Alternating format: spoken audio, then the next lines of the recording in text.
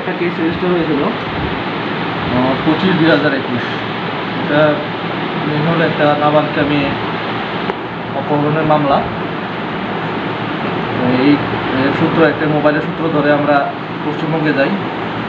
পশ্চিমবঙ্গের বালিগঞ্জ, বালিডাঙ্গা, ফরিদপুর জায়গা থেকে, এটা নদিয়া ডিস্ট্রিক্টের আন্ডারে, এখান থেকে নাবালিকা মেয়েটিকে উদ্ধার করা হয় এবং